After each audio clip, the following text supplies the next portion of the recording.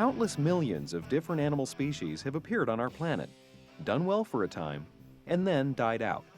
This went on before people existed, and it continues today. It's a natural occurrence. A species usually doesn't disappear overnight. Its population goes into a slow decline, sometimes over many years.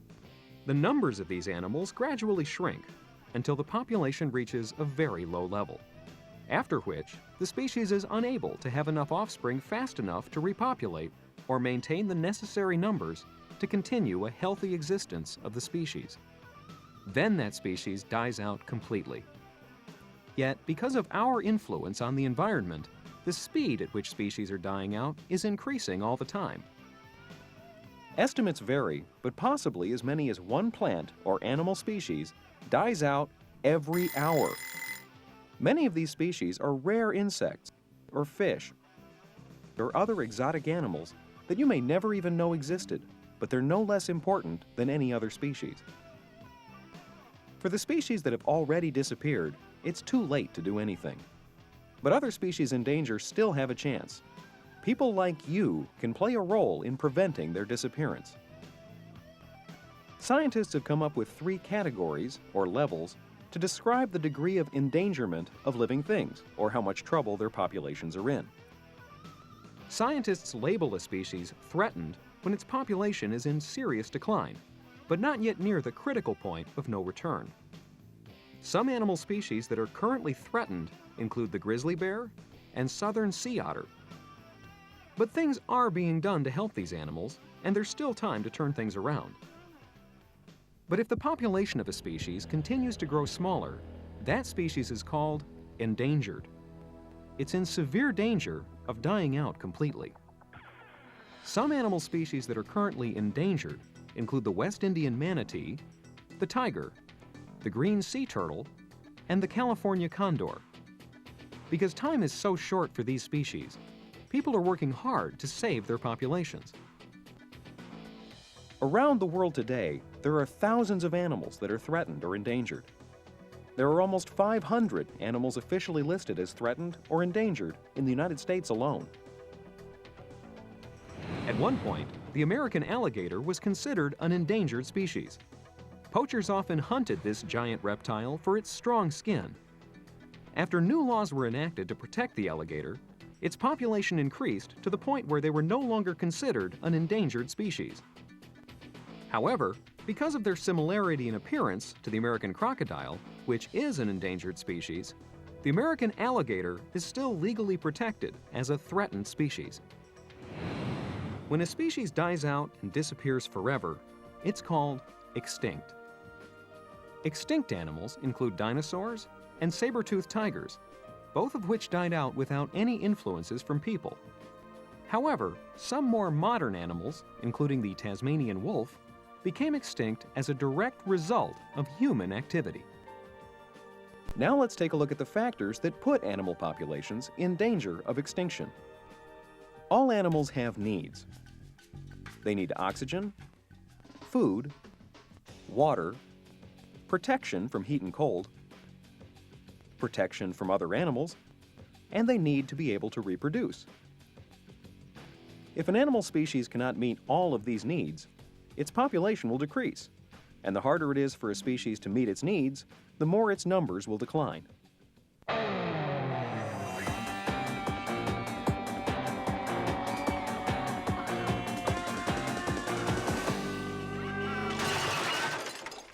There's an old expression where something is said to have gone the way of the dodo, which means that something has disappeared and is gone forever. This expression was coined because of a famous case of extinction. The dodo was a large, flightless bird that lived on an isolated island located in the Indian Ocean. When people began to live on that island in the 1600s, some of the animals they brought with them ate dodo eggs. Because their eggs were unable to successfully hatch and mature, the dodo population decreased until the last of the dodos disappeared in the 1680s. When a species' environment or habitat changes and it can no longer satisfy its needs, the species can either adapt, move, or die. First, let's look at how animals adapt. Small changes in animal species are always occurring at random. When a certain new characteristic helps animals survive, animals born with that characteristic will be more successful. These will be more likely to survive and will have offspring that are more likely to survive because of the random, helpful change. And the populations of that animal, because they are aided by a helpful survival characteristic, will grow. Eventually, over a very long time, the tiny, helpful changes can add up to big changes that create a completely new species. For example, the giraffe evolved from ancient animals that had shorter necks. The long neck helped the giraffe reach leaves higher in trees. It found more food and was better able to survive. It's important to remember that an animal doesn't decide to adapt or change. Each new generation carries tiny, random changes. When such a change helps that animal survive, it remains in the population. If the changes are harmful, the animals don't survive, and the changes are not passed on. The second thing a species can do, if its environment changes and it can no longer satisfy its needs, is to move, or migrate, if it can, to a more suitable habitat. Antelopes, for example, might migrate to better areas where there is no drought. When the seasons change and the rains come, the antelopes can migrate back to their original habitat. But if an animal can't adapt or move to satisfy its needs in a given environment, that species becomes extinct. That's what happened to the woolly mammoth. Around 10,000 years ago, the mammoth could not adapt to the rise in temperatures on Earth and became extinct. Scientists think the mammoth needed to eat a wide variety of different plants, but when the temperature rose, there were few types of edible plants on the landscape for the mammoth to eat. However, the elephant, a relative of the mammoth, survived because it could satisfy its needs better than the woolly mammoth as the world changed. It had adaptations for eating the kinds of plants available in a warmer climate. All of an animal's needs are affected by its habitat, the environment in which it lives. Years of dry weather, flooding, and changes in climate can affect a habitat, making it less or more suitable for different animal species. As these changes occur, some species gradually find ways to survive, but others don't, and they eventually become extinct. However, not all changes to the environment have been gradual. There have been sudden, catastrophic changes in the environment that have caused mass extinctions in a relatively short period of time. The dinosaurs, for instance, had survived for millions of years where the weather was warm and the food was plentiful. But suddenly, climates around the world became cold. Around 65 million years ago, 3/4 of all living species died out. Some scientists think this was caused by a giant meteorite that struck the Earth and sent up a cloud of dust that blocked the sunlight around the world for many months. Whatever the cause, the world changed rapidly. Many animals could not meet their needs for food and warmth. In the case of the dinosaurs, it only took a relatively short period of time for them to go from numerous to threatened to endangered to extinct. It was a sudden, catastrophic extinction. In addition to a suitable habitat, a plentiful supply of the right kind of food is vital to the survival of any species, whether the animal eats plants or other animals. And the availability of food is directly connected to habitat. When the size of a species' habitat is reduced, so is the amount of food the habitat can supply. Take the koala, for instance. This animal can only eat the leaves of certain eucalyptus trees, and the koala spends most of its life in these trees. But the eucalyptus forests are disappearing. This is a deadly problem for the koala, and in the years to come, the loss of both their food and shelter may lead to the extinction of the species. Animals can also cause the extinction of other animals. When a new species of animal is introduced into an area or moves into the area from another location on its own, it can affect other animals in many ways. The new species might hunt other animals for food. It might hunt so many of them that it causes them to die out. Or the new species might compete with other species for the same type of food or shelter. One species might drive the other away or starve it into extinction. Tigers used to roam various wild habitats, ranging over large portions of our world. But the destruction of these wild habitats and the hunting of tigers for their majestic striped coats has reduced the populations of tigers wherever they're found. Tigers are now an endangered species. So you've learned that animal species are constantly under pressure to survive. If their needs aren't satisfied, a species can either adapt, move, or become extinct. Before they become extinct, scientists label animal populations that are in serious decline as threatened. Those that are nearing the brink of extinction are called endangered. You've also seen how habitats, through both gradual change and sudden catastrophes, can cause extinction, along with the effect other animals have on the survival of a species. But there's one animal that we're forgetting, one that started changing things in a big way. That animal is the human being. Since humans first appeared, we've hunted and fished animals for food, for their skins, and even for sport. In the past, we didn't have much impact on the species we hunted. But as our numbers increased and our weapons became more powerful and efficient, we had a greater and greater ability to drive the populations of animals down until they were threatened, endangered, or even extinct.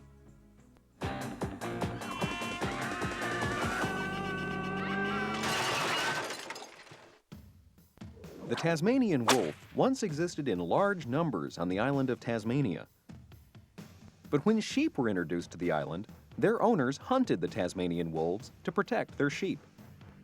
Despite local lore and accounts of sightings in remote areas of the island, the last known Tasmanian wolf died in captivity in 1936. Or maybe it didn't. Every now and then, people claim to have caught glimpses of this animal in remote areas of the island. One of the main causes today of animal species becoming threatened, endangered, or extinct is destruction of habitat. We've cut down pine forests and rainforests, filled in wetlands, and created deserts when we take away water. Once numerous, only about 1,000 giant pandas survive in bamboo forests in the mountains of southwestern China.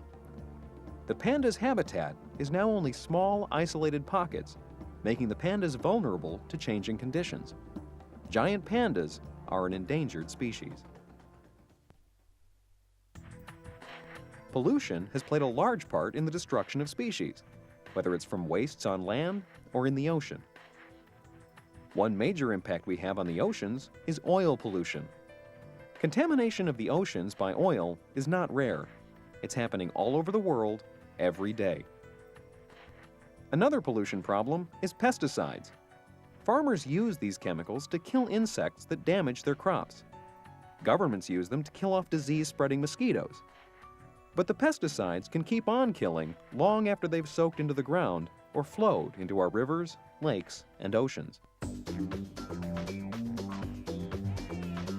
out! We can't see the screen! Sit down! Sit down! Have you ever wondered what's in the water you're drinking? Because water is a fish's habitat. The amount of pollutants and toxins that are in the water will determine whether or not a fish survives.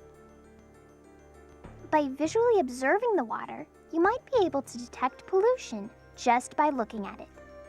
Are there objects or even dead organisms floating in the water? What about the water's smell? Does it have a rotten odor? Despite what you see and smell, any physical observation you conduct is not an absolute. Most of the materials in water, both harmful and helpful ones, are invisible and have no smell at all. A reservoir or lake that may look clean might actually contain chemicals that would be harmful to fish, while a rotten odor you smell may in fact be from algae that isn't harmful to fish populations. since what one observes with their senses is not an absolute. Scientists use chemical tests to accurately measure whether a given body of water is suitable to support life. Today, we will test two different bodies of water to see which, if either, can support aquatic life. First, you'll need to look at a map and find where there are bodies of water near you.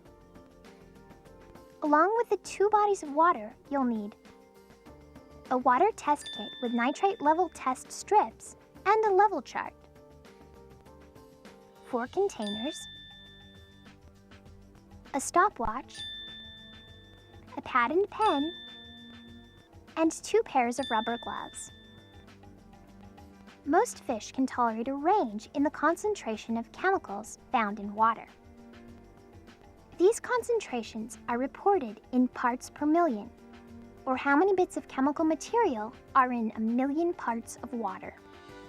For example, most fish cannot survive more than 3 to 5 parts per million of nitrates, chemicals that can come from sewage and industrial waste. What that means is for every million glasses of water you can get out of a body of water, only 3 to 5 glasses can contain harmful nitrates. Any more than that would result in problems for the fish that reside in that body of water. To begin your investigation, travel to one of the sites found on your map.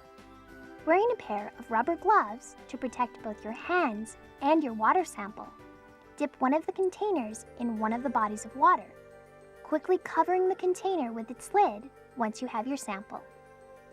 Be sure to also label your sample, noting the location from which it came. Now, go to your second site and sample the water there in the same way. After returning from the sites, fill 2 containers half full with water from each sample. Be sure to label the containers in the same way you did the original containers. Take 2 nitrate test strips and dip each into the containers of water for a count of 2. Remove the test strips and start the stopwatch. When the stopwatch reaches 1 minute exactly, look at the strips and compare them to the nitrate level chart that came with the water testing kit. Record your results. Are the nitrate levels the same? Does either sample show that the water contains more than 5 parts per million of nitrates? Repeat this a few more times to ensure that your results are as accurate as possible. Remember, for a fish to survive, its water needs nitrate levels no higher than 5 parts per million.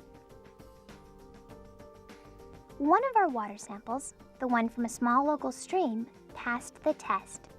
It had a nitrate level of 1 part per million. On the other hand, the sample we took from the drainage outlet did not pass. Here, fish wouldn't be able to tolerate the nitrate level, which measured 9 on the nitrate level chart. Fortunately, however, the water from the drainage outlet will go through a series of treatments before it is drained into the ocean. So, while your physical observations would have been correct in this case, one cannot always rely on them to determine an outcome. Only through proper scientific testing can one be absolutely sure that a given body of water is suitable to support life.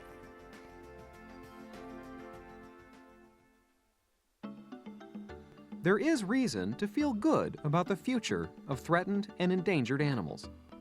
Many nations have set up national parks, such as Tsavo National Park in Africa, and nature preserves, such as the Shambhala Preserve in California, where wild animals and their habitats are protected. Many nations have also passed laws that protect threatened and endangered species. In 1973, a law was passed in the United States called the Endangered Species Act. It's designed to protect endangered species from a variety of man-made dangers, including habitat destruction. In the years since it became law, a number of endangered species, such as the bald eagle, have increased their populations to the point where they are no longer endangered. Endangered animals are helped in other ways as well. Sometimes, to protect the last few members of a species, they're kept in preserves or even taken to zoos. Another way to help save endangered animals is by captive breeding. Individual animals are bred in captivity, and if it's done in sufficient numbers, they can sometimes be reintroduced into the wild. In 1986, there were only 26 California condors left in the world. They were all captured and bred in captivity. In a cooperative effort between the San Diego Zoo and the Los Angeles Zoo, enough birds were bred to begin releasing them back into the wild. Although they are still an endangered species, there are now at least 150 California condors in existence.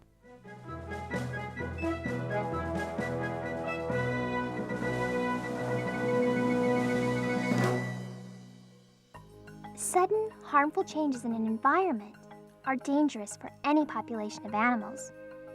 But when animals are threatened or endangered, these harmful changes in the environment can quickly become disasters. On the other hand, when environmental emergencies do occur, dedicated professionals and volunteers alike swing into action to rescue endangered animals and any others that can help. The story of the Exxon Valdez oil spill is an infamous example. The Exxon Valdez was a giant oil tanker that ran aground on Bligh Reef near Valdez, Alaska in 1989. As it struck the rocks, its hull was punctured and it began leaking its cargo of crude oil into the ocean. The oil spill immediately put many species of animals in danger. As it floated in the water and washed up on the shore, it covered any animal that came in contact with it in sticky black goo. Thousands of animals died because of this tragic accident. Seabirds were especially hard hit as the oil coated their feathers and prevented them from flying. Northern sea otters were also affected by the spill. A sea otter's fur must be kept fluffy or it will lose its ability to insulate and keep the otter warm. A coating of oil will stick the fur together and flatten it. Losing its insulation will rapidly kill an otter in the cold air and water near Valdez, Alaska. However, help was on the way. Shorelines were cleaned. But more importantly, hundreds of oil-soaked birds and mammals were rescued, cleaned, and cared for until they had fully recovered. The teams of volunteers quickly moved into action, scrubbing the oil from the animals with warm water and dish soap. Then they were dried. After that, the animals were housed in special pens where they could be fed and monitored closely until they had fully recovered. Months later, the otters were released back into the wild. While many species of animals that frequented the area never fully recovered from the damage caused by the spill, the population of northern sea otters was saved thanks to those who came to the aid of species in trouble. There are many ways people help in the battle to save endangered species. There are scientists, professionals, and volunteers who study captive and wild animals.